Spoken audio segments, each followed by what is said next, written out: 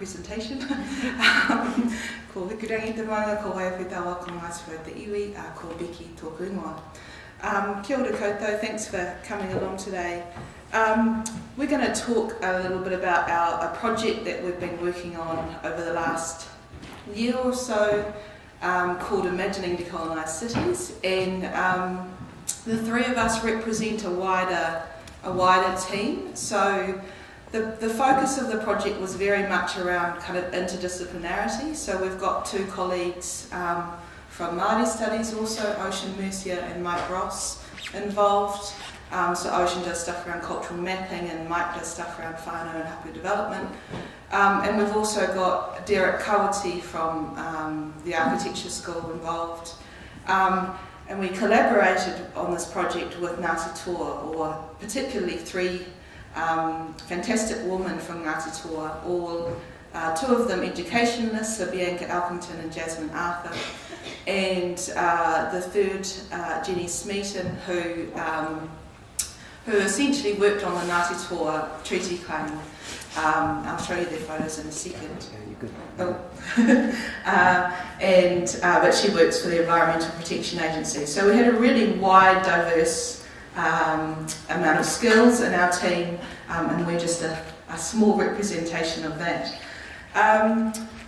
So as you can see, we wanted to explore this idea of decolonisation, and that really started from not really understanding what that might mean in relation particularly to the built environment.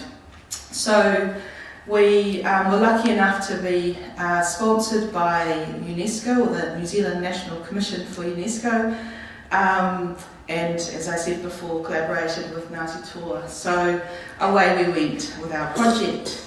And I think really the other key issue for us is that New Zealand often understands itself to be a rural place. And maybe you've heard people talk about this before, but we're one of the most urbanised countries in the world, and yet we still understand ourselves to be people with sheep, basically.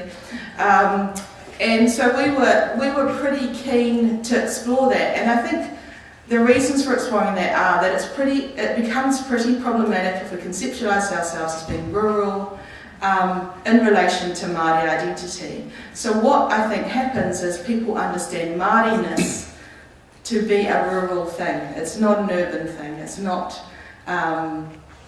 something that's relevant to the city, and that's problematic in two ways. And I can see Kiriata here, who I've had many conversations about this before. First of all, it kind of dismisses the mana of the iwi and hapu for whom these places are theirs. So Te Atiawa, Ngāti Toa, Ngāti Whātua in Auckland and so on. It means that their identities aren't represented well in the built environment. And I think the second thing is really about a sort of general kind of erasure of indigeneity in the built environment. So we were keen to explore that, and I think this may be a picture you've all seen, but I think one of the reasons there is an erasure of indigeneity in the urban environment is that there's been this encroachment of private property values over our urban form, which has removed this sort of collective ownership of land, and you can see how swiftly that happened over that period of time. This is just an example of the way in which colonial form has very definitely kind of implicated itself in the urban environment. You can see Martinborough, the town, and the centre of it is in the shape of a Union Jack, which I think is a very explicit colonial sort of overlay on our urban environments. But Māori have fought back, as many of you will know. So there's a couple of the most sort of prominent radical responses to having land either taken away or in some way confiscated, and with some success. So we know now that Bastion Point was given back partly, but there continues to be ongoing struggles around some of those places. So our aim was really to identify utopian ideas for decolonising urban form. Why utopian? Because we felt, and Amanda will talk about this a bit more in a second, but we felt like we needed some new knowledge around this. What might be possible that we're not even thinking about now? Why? Because we wanted to bring Māori values and mātauranga into city making in a way that doesn't often happen in a particularly kind of fundamental way at the moment. There are starting to be examples of some progress in that regard. So Auckland has the Te Aranga principles as part of its Auckland design manual. We also wanted to empower young people to be involved in that process, and that's partly around perhaps a slightly kind of utopian idea on our part that young people were perhaps less sort of exposed to the impact of colonisation, shall I say. So they might be able to think more clearly outside the box. Pragmatically, because we were partnering with Ngāti Toa, we wanted to explore, or they wanted to explore, particularly bits of land that had been given back or that they'd bought back after settlement. And key really to the project was about provoking and disrupting the sort of status quo. You know, how can we do this differently? What really is possible that we just haven't even kind of considered at this point in time. So what do we mean by decolonising? So I think this is still a slightly kind of vague term, particularly when you're trying to realise it in some way. But the first thing, and we deliberately left it open, quite open, partly because we wanted people to sort of overlay or think about themselves what that might mean for them. But the two key things that we did try to use to steer the conversation, I guess, was really around Ngāti Toa values, given we were focused on Porirua. And so we worked with Ngāti Toa to develop a set of values that might guide participants in the competition.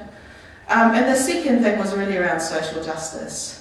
And we did get into a little bit of strife with this word just for all whānau. So there was a sense that maybe we were meaning that cities were only for Māori whānau. We just meant just as in justice. So we did change that to equitable, but yeah, those two things were key. This was our research team. I won't go through that too much, but it was Māori led. So I was the project leader, and the reason, so we weren't particularly explicit about this because we felt like it was very much a collaborative effort. But over the last few days we've had and maybe Amanda will talk about this in a second, but UNESCO's put up a video which we'll show you at the end of one of the prize winners, the under 18 group, and it's a beautiful video, I hope you'll agree, which has received a huge amount of backlash on Facebook, if any of you are Facebook goers. Huge amount of kind of conversation around who should be leading this project. You know, how come Pākehā involved in this conversation? All sorts of derogatory names being thrown. So anyway, that's why I'm asserting it now, that the project was Māori-led, though not Ngāti Toa-led, which would have been ideal. But it was a treaty partnership. We had Pākehā academics, Māori academics involved, and it was about collaborating and making sure that we were all part of that conversation. And it's not just the work of Māori to decolonise. It was about co-producing knowledge with iwi, and it was also about building capacity. So we had two young women, one Pākehā, one Māori, working in our team, both sort of postgraduate students, working to build their capacity around research as well. And the way we did it in three ways. So we had two workshops actually with young people in Porirua, Mana and Aotea colleges, and they were sort of 2-3 day long workshops, teaching them essentially urban design skills, how you might analyse a place, do a site analysis, cultural mapping skills, what is decolonisation, And those kids were from a broad range of backgrounds, and some of them, not all of them, but submitted entries into the competition. But the aim of that really was to build young people's capacity to be able to submit something meaningful into that competition, which I think they did, and 2 of them won a prize. We had an urban design ideas competition, which I won't go on because Morten's going to talk about that in a second. And we had a symposium where we had key speakers coming to talk about this idea of what is a decolonised city.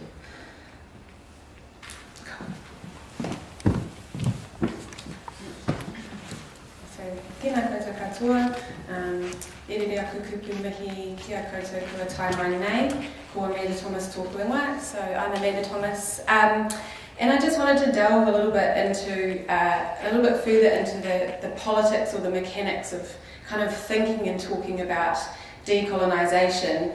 As Becky said, this was one of the kind of key themes within the project to explore this idea in relation to cities. She also alluded to this idea of utopianism. So our thinking behind adopting an explicitly utopian framework was to take a hopeful kind of orientation that goes beyond Tina discourses, or there is no alternative, which is commonly used to refer to neoliberalism. And yes, we were engaging with ideas of neoliberalism and capitalism, but I think also going beyond, there is no alternative to the current status quo of our cities and urban form. So we were kind of explicit about drawing on the collective imaginary to go beyond what is currently seen as possible. So Brad Coombs and his colleagues have talked about the need to address colonial violence and trouble colonial urban form, but also mobilising creative responses that are hopeful and generative in purpose and vision. But this also is slightly problematic because it doesn't necessarily, taking a hopeful kind of orientation doesn't necessarily sit well with people's lived experiences of colonisation and the injustice that creates. So one of the pieces of feedback that came back to us was from a woman who emailed a colleague of hers that was then sent on to Becky, and she said, when I first read this about the project, what went through my mind was this: then give me back my pre-settlement language, way of thinking, and a people free of oppression. If you want me to design a pre-colonised city, return me to my original place in society as a chief with sovereignty over my own lands, and I'll show you what an imagination free of 200 years of racism and oppression can conceive. Bring me the unpolluted soils from my home, that I may weep over them. What you will get then is a shadow of what could be. Gosh, this makes me very emotional. So it wasn't necessarily we think sometimes of utopianism or utopian imaginaries as being sort of slightly politics-free and unconstrained, but obviously it was anything but. And part of this hopeful ambition was around this idea of creating new mātauranga. So there's a need to develop new knowledge around our cities because of the impacts of colonisation, that we kind of tend to look to the past and overlay that onto the present. But if we take a forward-looking approach, what kind of new things might be created through that? But there's huge politics around who gets to develop mātauranga and who controls that knowledge and who is empowered to make knowledge. So Carrie Mott describes a paradoxical space that's occupied by white anti-racists with messages that I think we can apply here, even though her research was done in Arizona.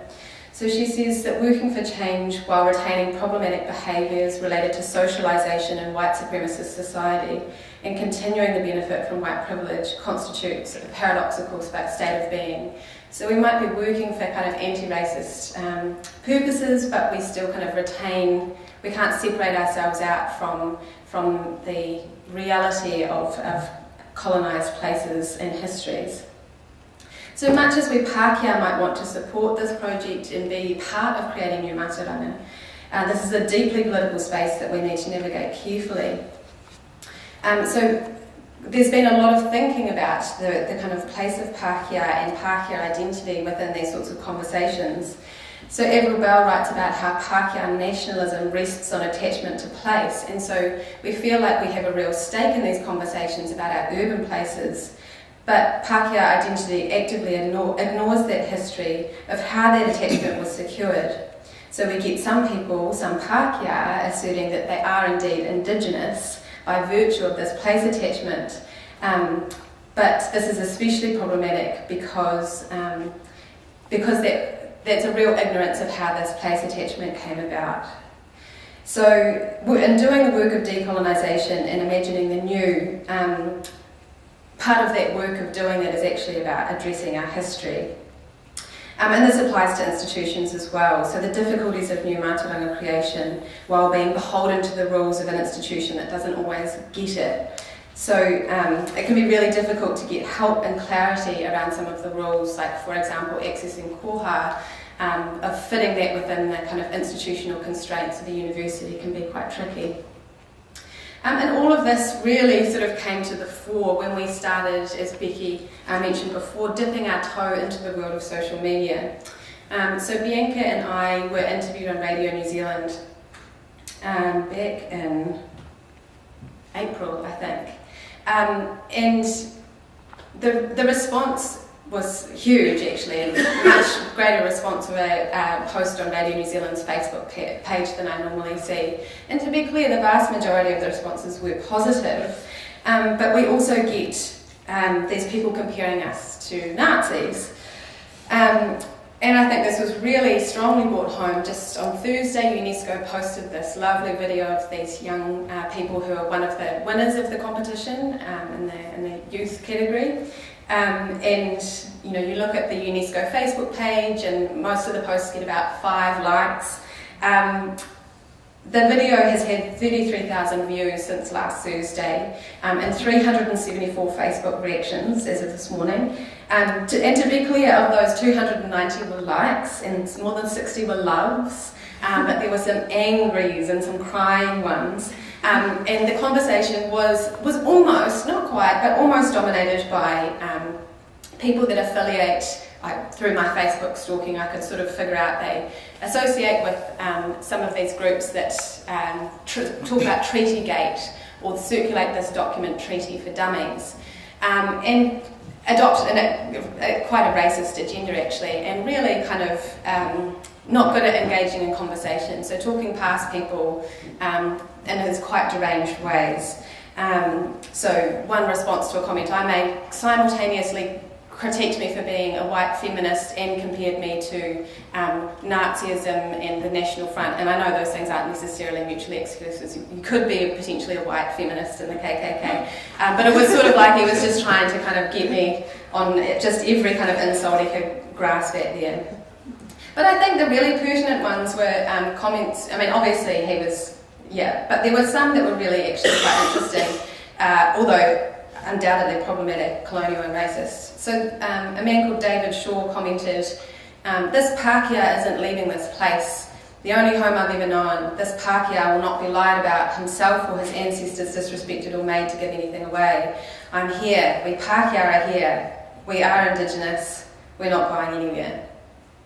So this is the sort of conversation that is happening when we try to talk about what is decolonisation, what does it mean for our cities. So our hopeful read on that is that these conversations are really, really necessary. We need to be carving open these spaces to have that discussion, but this is also hugely problematic when we are inviting public input, when we're asking young people for their ideas. How do we protect them from the kind of vitriol, and that wasn't the worst of it, I assure you, of people like that. So it's raised these ethical questions for us that we haven't quite resolved but are still kind of working through. So Morten. Kia ora tātou, ko Morten Gjerde tēnei. It's my privilege to talk about some of the ideas that were put forward in this ideas competition that Becky referred to.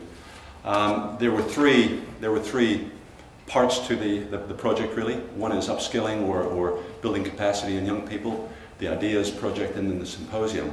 And I hope we can find an opportunity to talk about particularly the first one beyond today, and we will see some reference to it in the video to finish off the presentation today. But we received 42 entries from around the country, and I think there were a couple of international entries. We haven't really gone through the full analysis of these projects yet. What I'm going to talk about now is a preliminary analysis that we've done of the professional category. There were 3 categories, one for the under-18s, an open category, which a number of students participated in, and this professional category, which included people who were trained in design. It is an early analysis, and what we've tried to do is look for themes, consistent themes, and again, going back to what Becky and Amanda both have touched on, this is about generating ideas, or looking at what thinking is out there about how we can move toward decolonized cities. You know, what is this idea of decolonization, and how might some of these ideas apply to the future development of our cities? There were 14 professional entries. 2 of those, the invitation was to develop utopian ideas around a decolonized place. Only 2 of those adopted a tabula rasa approach, in other words, assuming that nothing was there. There were 2 sites, one being the broad basin around Porirua Harbour, and the second being Papakainga, land owned by Ngāti Toa, or a whanau in Ngāti Toa, and that was intended to be, and briefed to be, developed for Papakainga housing. 2 entries pursued that project, but the other 12 pursued the Porirua Harbour. One of the really positive aspects of all the entries was the use of narrative, the way they told stories in order to develop their ideas, present their ideas, and try to explain how their ideas were relevant. This particular one was developed through the narrative of a kotuku flying over the harbour. And it was actually presented as a video presentation. Another one, this was the idea of walking backward into the future, looking toward and this was one of the entries that assumed the land was barren or hadn't been developed, and a tabula rasa approach, living on the water, in the water, and telling stories about how people would navigate their daily lives. A theme that was perhaps foreshadowed in the briefing, but certainly came through in virtually all of the entries, was a confrontation of private land ownership. And as we can see on the right side of the slide, the artificial separation of access, separation of systems, natural systems working. And so many of the entries were confronting the artificial imposition of layers on the land that came with colonization. A central theme was also water. The entry represented in the bottom part of the slide was one that created an opportunity, a walkway that circumnavigated the harbour out on the water to give people the opportunity to experience the basin, the landscape which they were in. And of course, the water becomes the focus, natural systems draining toward that. Other uses of water around transport systems in the top slide. So water, a key area of interest for the competitors. Most of the entries were really presenting their ideas for this utopian change, but they were moderated by economic and other contextual issues. The image there on the left, envisaging work and generating an income. Still embracing technology and looking at sort of a fusion of tradition and contemporary. The image from a sketchbook that was submitted with the entry of a High Line. It was I think a direct reference to the High Line in New York. But not only was it giving people a chance to to walk along the edge of the harbour and experience it, it was really seeing that High Line as a way of attracting tourism, and it was explicit in the entry, generating some sort of economic trade as a consequence. So there was a moderation to this utopian vision. There was a strong embracement of technology. Both of these images talk about high-speed rail networks. We can see in the right-hand image a little monorail sitting, among this the natural environment there, the monorail. So it was not an exclusion of technology by any means, but it was looking at how technology could enable some of the areas of interest, some of the important issues to exist more compatibly. A number of entries were using the opportunity to address wider issues, whether it was climate change or the housing issue. They weren't simply looking at removing the overlay of colonial settlement and providing access to the water, but in the process providing a way forward to address some of these issues, using it as an opportunity for a mutual gain. The quality of the entries was phenomenal. This is one that I think could next be taken to a working drawing stage. Really clear understanding of the needs, and this was a response to the Papakainga opportunity. A really strong understanding of what the needs of that community might be. An interesting way of weaving space and form to enable these things, the activities, the accommodation to happen, and developed to a very high level that, to me, and I think to all of us, really represented the care and attention and commitment that the entrants have exhibited or had. Another strong theme was connection, and it wasn't just about connecting people to the water's edge. It wasn't just about connecting people to each other. It was a range of connections. People to each other. So a number of schemes were looking at small interventions that would give people an opportunity to get together and experience the spaces they're in. These were overlays of momentary interventions. The image on the screen prepared by a team from Christchurch who had the experience of similar interventions in the recovery process from the earthquakes. Their interest was driven by the benefits that come from people just talking and experiencing together. People to the environment. We talked earlier about making connections for natural systems, but people to the waterfront, out onto the water, to other places through the technology, and reconnecting broken links.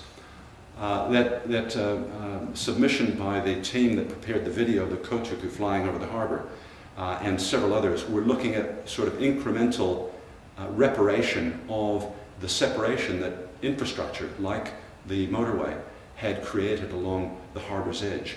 And not looking at wiping out the infrastructure at all, but looking at ways to work around it and slowly heal those broken links. I talked about connections, people to each other, but motivation was around environmental, economic and social enhancement of the area through this project. I'll hand now back to Becky to sort of finish our presentation off.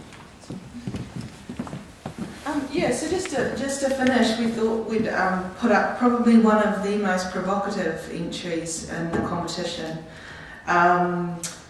And it essentially suggested a series of Pacific communities in Porirua, because obviously Porirua has a large Pacific population.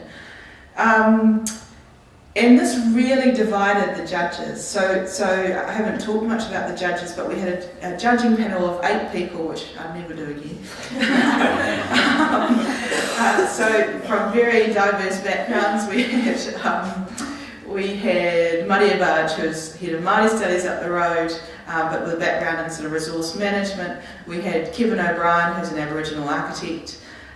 We had Chris Moller of Great Grand Designs fame, We had Wendy Walker, CEO of Porirua City Council, and we had 2 reps from Ngāti Toa, Taku Para and Jenny Smeaton. And we had a youth rep from the UNESCO Youth Panel. So incredibly diverse set of priorities, ideas, and this was the one that most perplexed them. So for some, this was an incredibly kind of innovative and utopian idea to kind of create these specific communities, but for some who felt that Ngāti Toa have only just settled recently, how do we give manaki to others before we've even had the chance to really kind of get our land back and, you know, feel like it's ours. So in the end, this entry won and highly commended because it was so provocative, and the discussion continues around some of that stuff. But yeah, an interesting kind of an interesting discussion to be a fly on the wall, but it meant that the day took a long time.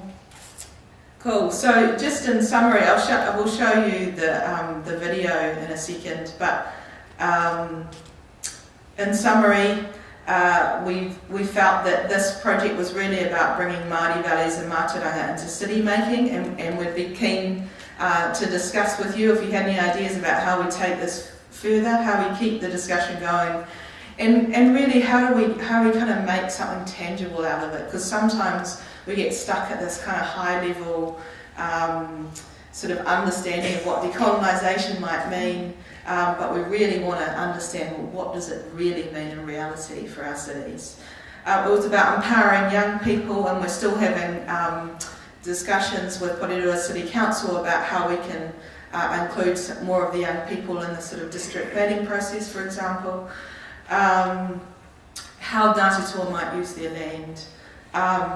How do we carry on this very overdue conversation? And it is overdue. People, if you do get a chance, maybe I won't encourage you to read some of those comments, but it is fascinating. And how do we do that ethically? You know, we through this process we've brought in young people, we've brought in these participants who have kind of been, I'm going to say, tarred with our brush, essentially, because so they've borne the brunt of some of the criticisms in the social media, despite the fact that they were just part of, you know, the competition that we organised. So how do we do that ethically? How do we continue to provoke, disrupt, and continue, potentially end, I don't know, one day, the conversation. So kia ora, I'll just show you the video, hopefully, if this works. So this video was produced by UNESCO with Mike Ross, who's also on our team, and this is Ngā Mokopuna, which is a kura kaupapa school in Situ, who put in a team of 4 students, and they won the under 18 prize, which was $3,000.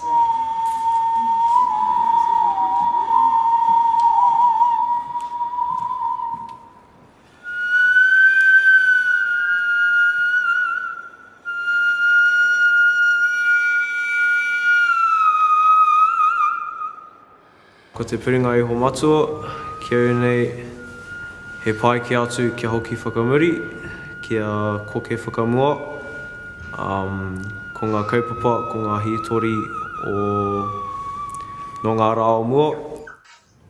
Ka whakahokia mai i ngā toi Māori, i ngā rākau taketake, i ngā manu Māori, i ngā āhuatanga o te Māori.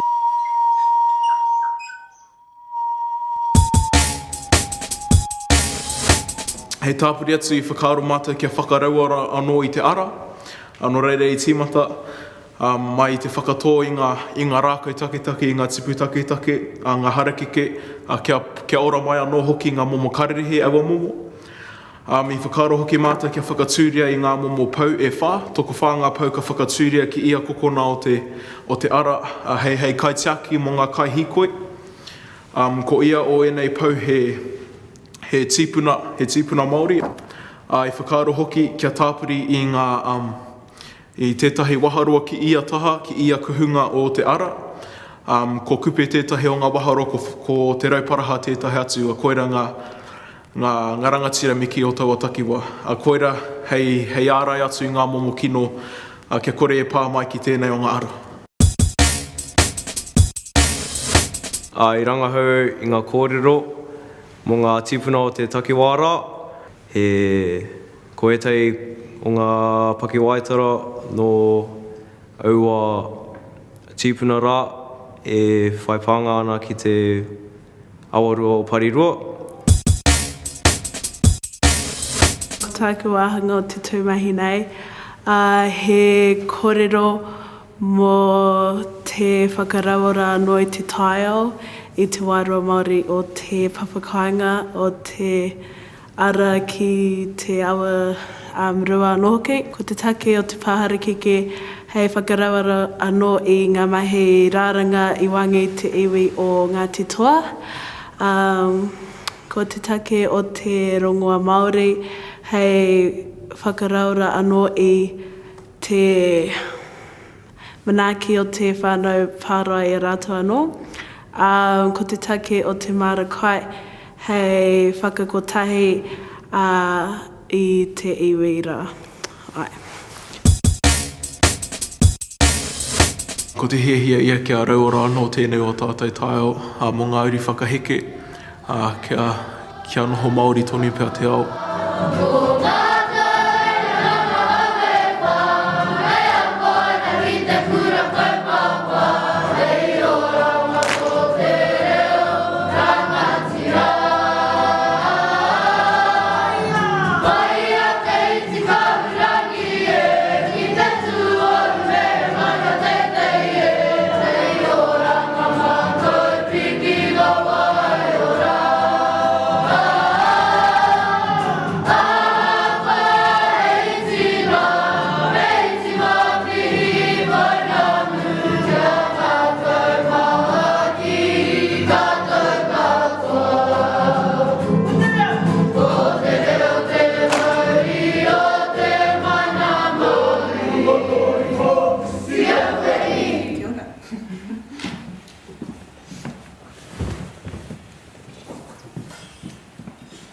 Well, I think we should give them all a big clap.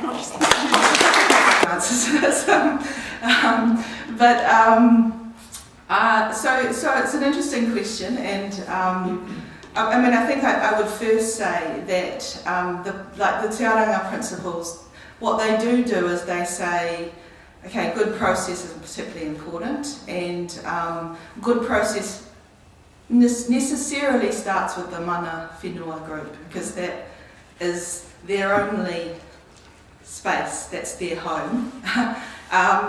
But I think the conversation does have to include mātā waka, because there are many of us, including me, who are not from this place. But the important thing is process and how you do that well. I mean, maybe that's a weak answer, but it's the only answer I can think of, really. I think both need to be involved in the conversation, but it has to start from a point at which mana whenua are given the mana to respond first, essentially.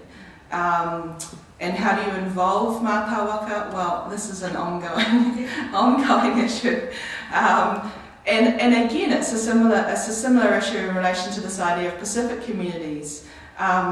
It can be hard for mana whenua to offer manaaki when they haven't been given their land or given their kind of mana back to start with. So once we get that right, then we can, I think, have that conversation a bit more kind of sophisticatedly around how do mātā waka get involved. But I mean, we do, shall I say, currently through networks like the Ngāho Māori Designers Network, which gets involved in a whole range of projects around stuff. Thank you. How do we acknowledge trauma in the urban environment? Gosh. I think for me, partly it is about the process. Again, like Becky said, I don't know if that is a weak answer, but I think it's about these conversations, and I don't know how we have these conversations. I just keep thinking, damn, we Pākehā, we can't have nice things because we can't talk about it properly, you know? So I don't know how, like for me, it's about process and having this process that is led by the people that have been traumatised by colonial processes. But there's a massive bridge in terms of those people that just have no understanding of the ongoing degree of trauma that we continue to perpetuate via colonialism today. And so I guess the answer is a process, a conversation, but I just don't know how that happens. That would be my answer. I think there's also, a role in terms of acknowledging in the built environment that trauma in different ways. So, we see it we see war memorials around the place, which obviously acknowledge, the trauma of a war. But we don't often see memorials that acknowledge the trauma that iwi and hapu have experienced in their place. And I think if we neglect that because it's a kind of part of history we don't really want to talk about, that can only be bad for all of us, I think. There's a really interesting example recently up in Gisborne where I think Gisborne is celebrating its 150 years since Captain Cook came, or 200, or whatever it is, whenever he came. I'm not a history person. 200 years since Captain Cook arrived or something. And there's been huge discussion about how do you commemorate such a thing? And if you do, how do you do that? And the way it's been done previously is by erecting this massive Captain Cook statue in the public realm where he landed. But what do we do now? How do we kind of respond to that trauma, which was traumatic for Ngāti Porou and other hapu and up that way? So yeah, that would be my thought. So 5 things that you should explore in relation to this topic, you mean? Or just if there was kind of 5 questions, maybe issues that came up in the process that you as a team would like more information on, what would they be? How about 3? 5 things. 5 things. I guess one thing would be around how what are the mechanisms for rethinking colonial urban form? What is the process? How do we do that well? When you've got this, so for example, porirua, and I hope I'm not offending anyone here, but it turns its back on Te Awarua or porirua, which is, Ngāti Toa's huge kind of assets kind of sounding pretty financial, but I mean in terms of it being a food basket, or was a food basket, and that. So the whole city turns its back onto this beautiful kind of harbour. What are the mechanisms for decolonizing a place that already exists? Would be one thing. How do you, Amanda's I've got one more. How do you involve, perhaps related to Yvonne, is it? This question, who do you involve in that conversation around decolonisation, essentially, what we've talked about today? And what information do you need people to have to be able to be involved in this conversation? I think that was really interesting because we met with Moana Jackson, who spoke at our symposium just after we'd launched the competition, and he said, how do you give people enough information? How do you make sure they know the impact of colonisation enough to be able to respond to colonisation? So there's a lot of prep work up front, and we tried to do that by putting together a set of resources online, but was that enough? Amanda Stockman.